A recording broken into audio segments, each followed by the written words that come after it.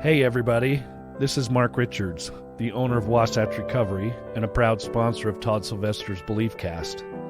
We are excited to have you join us as we discuss Wasatch Recovery's unique treatment programs for overcoming addictions and techniques for developing a healthier lifestyle. We call this the Wasatch Way. Wasatch Recovery's goal is to instill hope, teach resilience, and help you achieve recovery. Enjoy today's podcast. Welcome back, everyone. Thanks for tuning in. This is another edition of the Wasatch Way. My name's Todd Sylvester, your host. And as always, we have Mark Richards, the owner of Wasatch Recovery. Mark, thanks for joining me today. Thanks for having me. Yeah. I'm excited to be here. Yeah, we love these Wasatch Ways. We've had great feedback from you guys listening and sharing these things. We've had people come into treatment because of it. And it's been a really good thing to get people some help. So thank you for supporting us and sharing these episodes. And we hope that you'll do that with this one as well. And so today, Mark and I wanted to talk about something that we do here at Wasatch. I mean, this happens at other treatment centers, but I think we're really, really good at it, is we build awareness with these clients that come in. And, you know, that might sound like, oh, wow, what does that even mean? We were just saying we turn on the lights when people come here to their lives.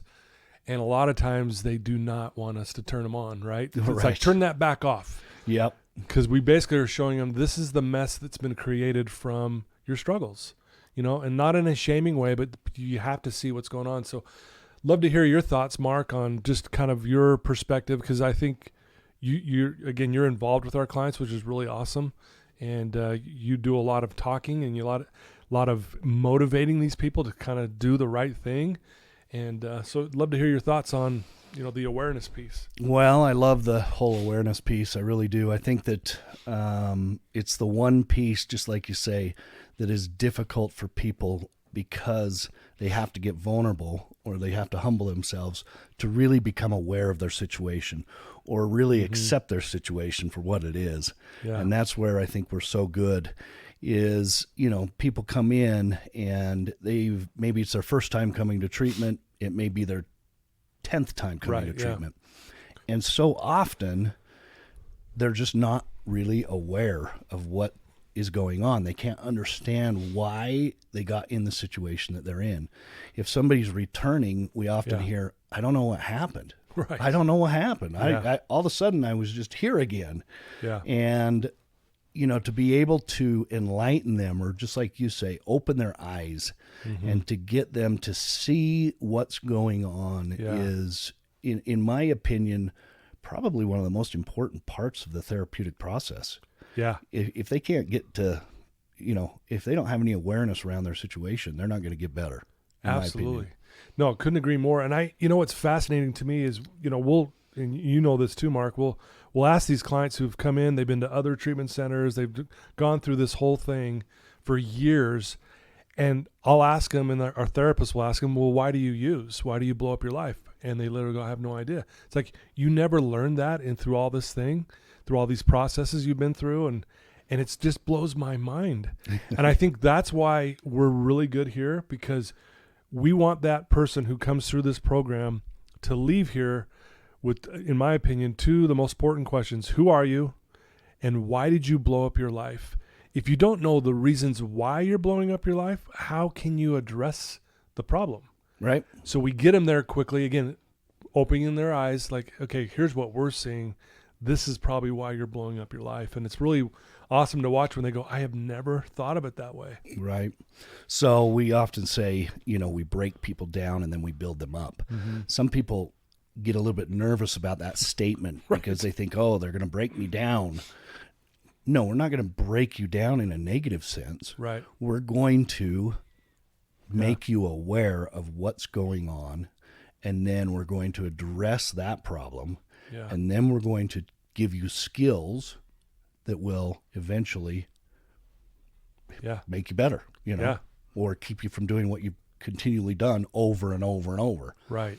So I think it's awesome to see, and it's amazing to me because you'll see people come in, you know, they're still detoxing.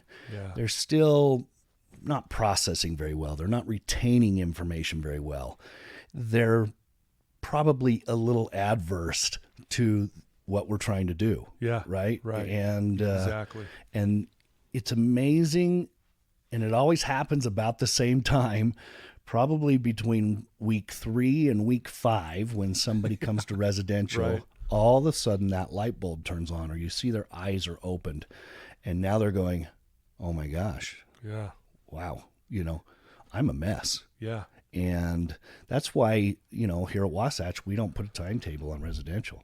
We don't Right. put a timetable on any level of care, Yeah. because if we can't get to that problem or get to the awareness side of it, they're not going to make any progress going to outpatient. Yeah. They got to get to some of those root issues before they're going to be able to go to outpatient. Absolutely. And when they resist that, because it is uncomfortable, no one likes to be uncomfortable. So naturally, what do?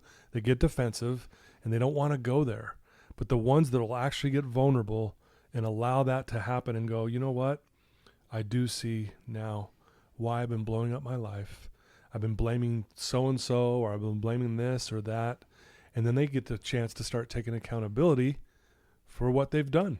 Yeah. And that's when the healing starts. Oh, It's amazing to watch that. 100%. And it is easy. It's easy for all of us, if you're a drug addict or not, to Yeah. blame our situation on other things, right?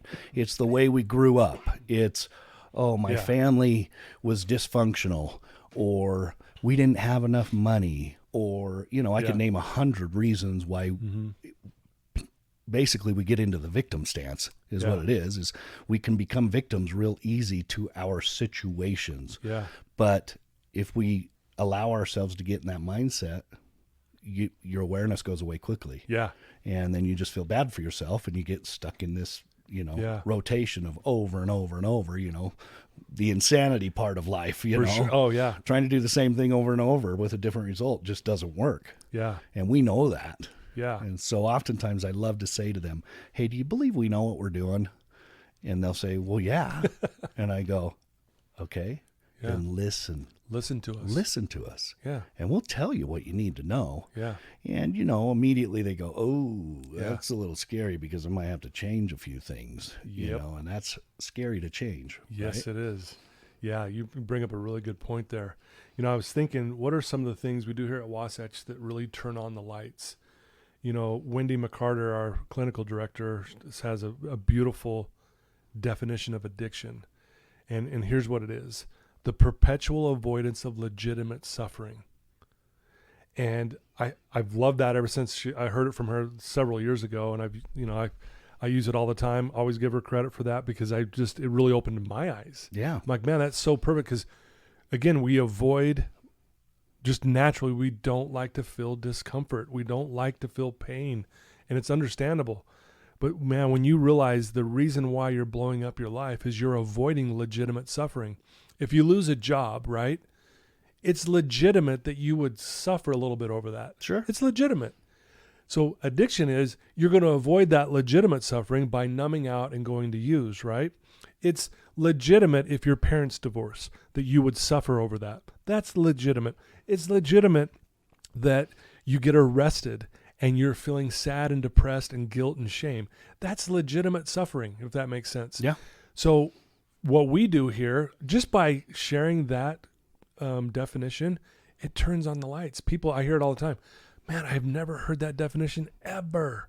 And it makes perfect sense. So that's really one does. of many things that, we and our therapists do a great job at turning on those lights. Well, I love that. I love that statement that Wendy gives.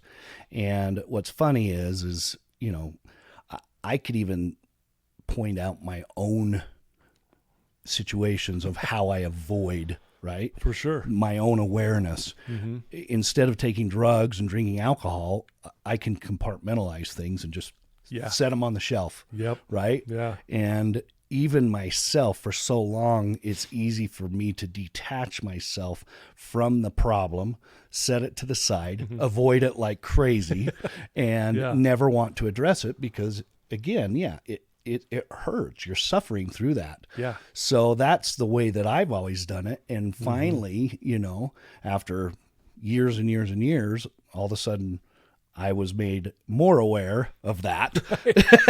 And even I have to work on that all the time because I will catch myself doing that. And then I got to humble myself and talk and communicate and do those things that I hate to do. Yeah. So it's not just with addiction. But it's with everything. Yeah, it's with everything for all of us. This relates to everyone listening, whether you're an addict or not. Right. We avoid legitimate suffering. Yeah, absolutely. But we didn't do it as kids. So I always refer, and this is another way we turn on some lights here, as, I'll tell the clients, when you were little, and I always, when you were like 2 feet tall, how did you handle a bad day? And I love to hear the responses. They'll be like, well, I probably cried and maybe threw a tantrum. I'm like, yeah, maybe you threw a toy across the room. You might have kicked your bed. But then I said, what always eventually happened? And they get to that, answer, and they say, well, it got better. I go, exactly. We had it figured out when we were kids. We just sat in that discomfort. Yeah.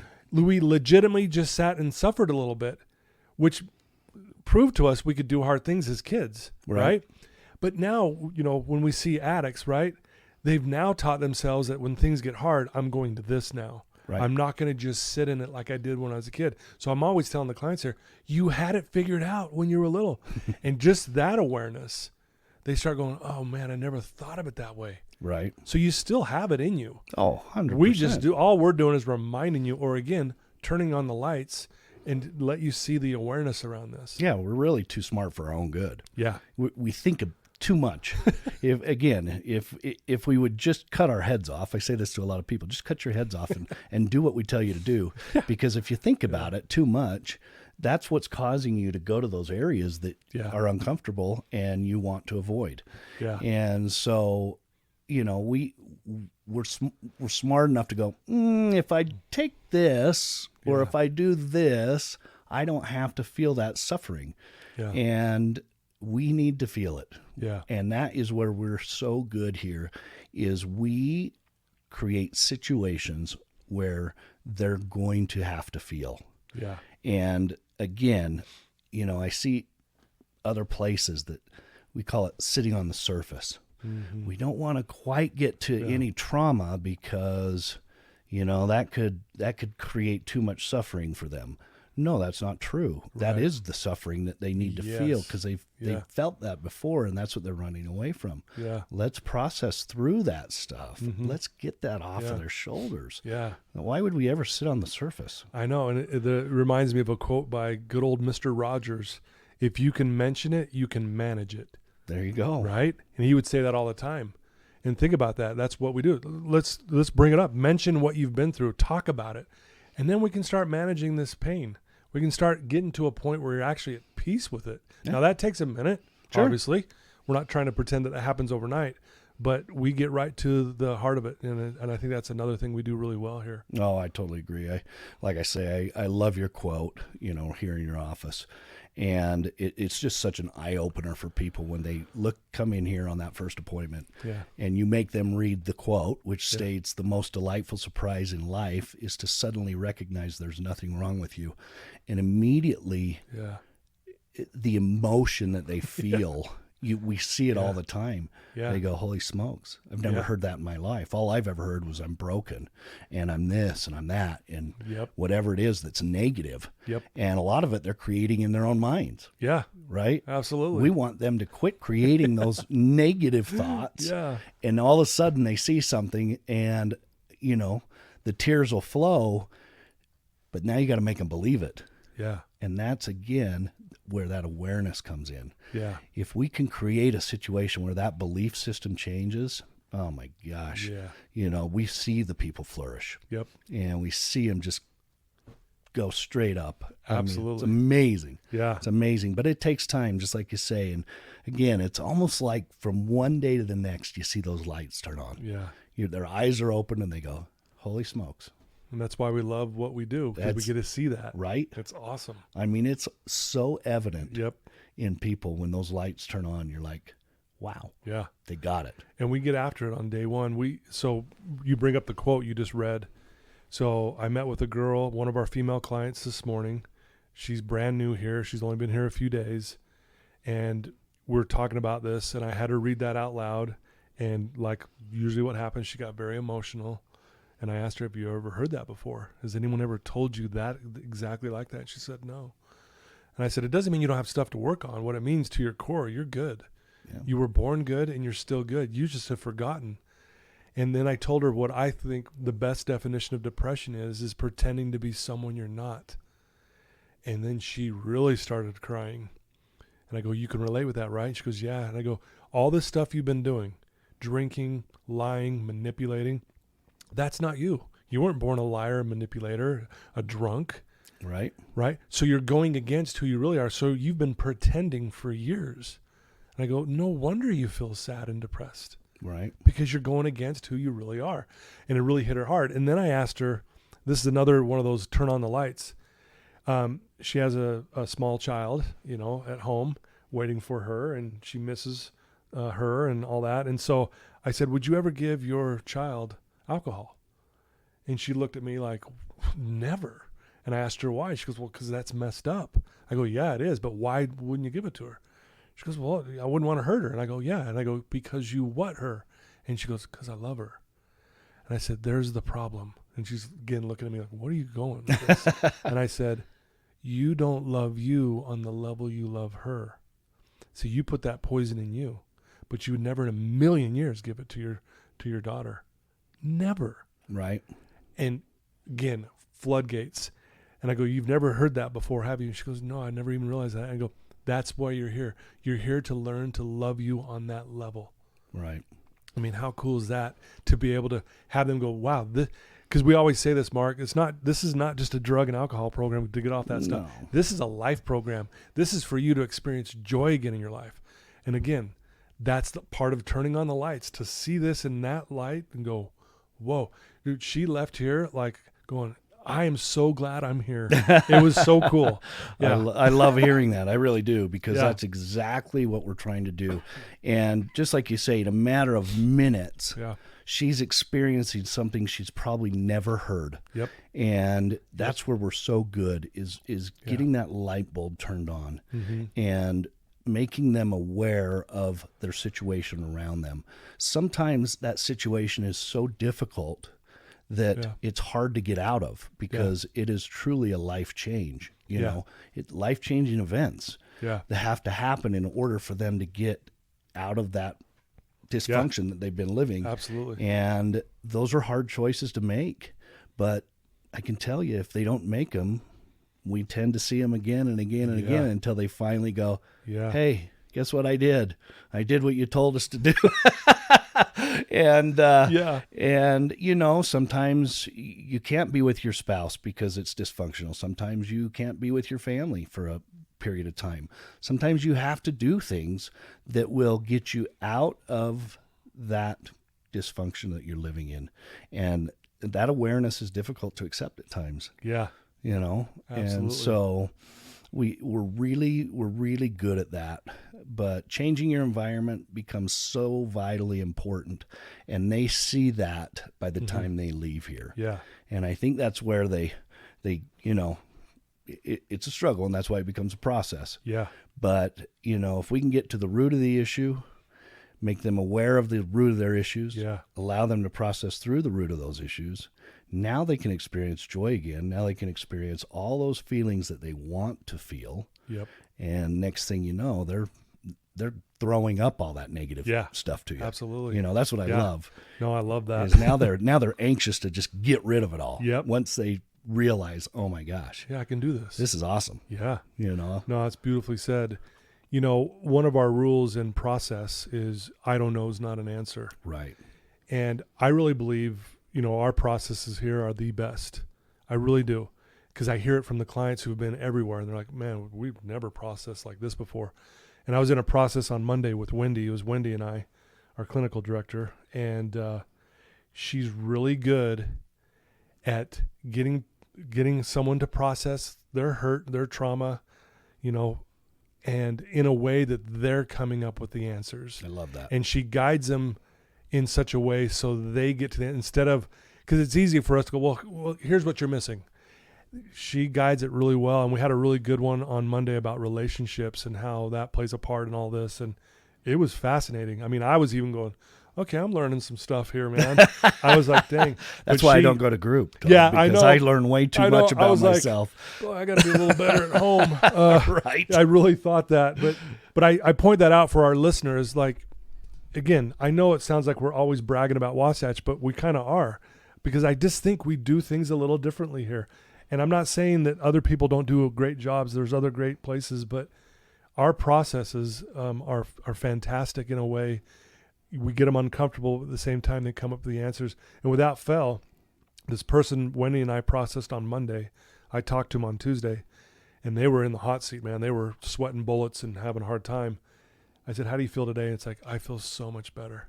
So going along with what you said, when they finally can share that, they just go, man, I feel so good. Oh. And they came up with the answer, which was really cool. I love that too. Yeah. Yeah. When they come up with the answers, Yep. It's a different type of process.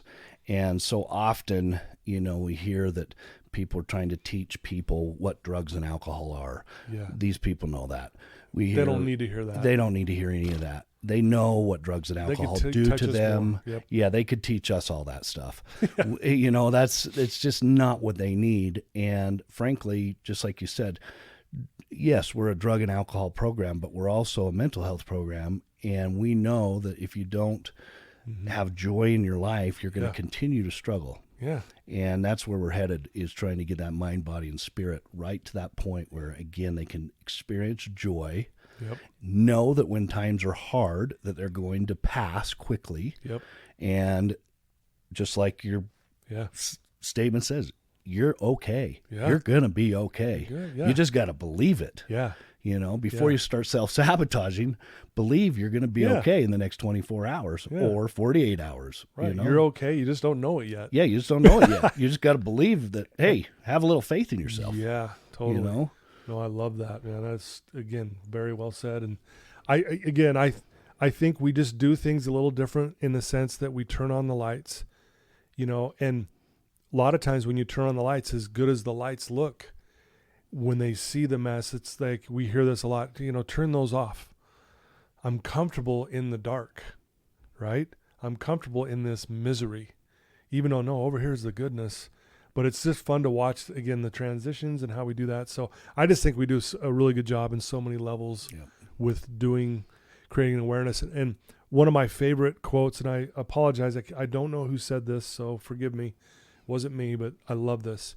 Once your mind's been stretched by a new idea, it can never go back to its original dimensions. Gosh, I love that. And that's what we do here. We are stretching their mind in such a way. And we've said this a lot, Mark. We ruin everybody's relapse. We do. Because they have too much awareness. When they leave here, we always say, if you relapse, it's going to suck because you've got way too much awareness now. You can't go back. And we hear it over and over and over by those who Right? do relapse. They go, I hated it. And Right. it's never going to be the same for me ever again. Yeah. So Yeah. I had to come back really quick Yep. because it was the worst thing I've ever done. Yep. And that's what's so great is, yes, that awareness is now there and they immediately know this is not good. Yep. Now I don't want to feel that, For sure. Now I'm going to go back and I'm really going to believe what they have to say because I Yeah. just experienced what they said was going to happen. Yep. And I love, that's the surrender piece, right? Right. And I love D, who's also works with us. He's amazing. His definition of surrender is come over to the winning side. So when they finally go, okay, I'll listen to what you guys want to say. Finally, okay, you're coming over to the winning side. Because our goal is we want you to win. Right. We're not doing this to try to say, to create more misery in your life. We want to see you flourish in life. Yeah, it's almost like we're not punishing you. This is by choice. But they feel like that sometimes. They do. Of course they do. It's like they feel like they're getting punished because they have to get raw and they have to get vulnerable and it stings a little bit. But that's, again, coming from their own feelings. And we know that. Yeah. But we also take great care of them in those situations. That's what's so wonderful is we get them to realize what they're carrying and what they're going through. But then we can also carry them through that. Yeah. That's why I think this level of care for people who are listening, residential is an opportunity. It's not a punishment to come to rehab. Yeah. It's an opportunity And everybody who steps through these doors, I always say, 3 days, you're going to beg me not to leave. And they all look at me like, you're freaking crazy. Right, yeah. And by the end of the right week, now I want to bounce. yeah, right. Yeah. And by the end of the week, they always go, holy smokes. Yeah. I can't believe it. I love being here. Awesome. But what a great opportunity to just focus on yourself, to learn some of these things and to actually do it. Yeah. You know, and that's what I just love about it. Beautiful. So. Well, I think this has been a great conversation. I think I have one question for you before we wrap it up is, again, we say this a lot. If someone's listening right now, Mark, who's struggling, they're wrestling with what to do in their lives, or they're just in a dark place, what would you tell them? You know, have a little faith. Have a little faith. Try and create just a little bit of hope in yourself. Not just, you got to take that little leap of faith. Be able to trust others even though you don't. Yeah. Believe that we have good intentions. Believe that you are as great as you are. You won't believe it right off the bat. Yeah. But know that deep down you are a great person. That's what I would tell somebody. Sure. Deep down, you're a wonderful person. You just like you say, when you were a child, you know, you have protectors. You would never do certain things. As we get older, we tend to self-sabotage. But just take that leap of faith. And if you're struggling whatsoever, if it's with us or somebody else, Wasatch Recovery is here to help you. Yeah. We're here to help you find the right place. If it's not with us, it's with somebody else. Yep. We will help guide you. All of us are here to win it. Yep. And that's what we do. We win it, and we try and allow you to win it. Yeah. And because we believe that everybody can do this. Everybody. And there's not very many people that believe that. Yeah. We believe it. Yep. And that's what I love about it. Yeah, So. love it. I would agree. I would just say I agree with everything Mark just said. We love you. We care about you, and we'll do whatever we can to help you. So please reach out. And so with that said, Mark, what would be the best way if someone wants to get some help and they want their family member to get some help or come take a tour or whatever? Yeah. How do they get a hold of you? So they get a hold of us. You can call our main number, which will ring to a couple of different people, me included, and it's 801-901-0024. Okay. You can also look us up on our website at wasatchrecovery.com. And then if you want, you're always welcome to call me direct on my mobile phone, and that's 801-898-7778. So 3 7s and an 8. You're welcome to call me. You're welcome to text me, whatever I can do to help. And again, we're passionate about what we do, and we're always willing. So whatever we can do to help you, we're here to help. Okay, love it. There you go. You got his own personal cell number, folks. Reach out to him. And when we post this, we go live, share this with someone you might know that's struggling. If you have a friend or a family member you think has relapsed, but they're not telling you anything, tell them to listen to this episode. It gives you a way to break the ice, and you can talk to them. And so, but you guys do a really good job at sharing this, so we appreciate that more than you know. Again, our end goal is to help people, save lives, anything we can do to be a better light in this world at times that feels kind of dark. So we're grateful to be in that position, and we're grateful for all your support. So Mark, thank you. It's always good chatting with you, man. Always. I love this. I love what we do, and I love how you do it, Todd. You're an amazing human being, and what you do changes thousands of lives every day. And you're just my hero. So thank you. Thanks, Mark. You're mine too. There you go, folks. We love you guys, and until next time.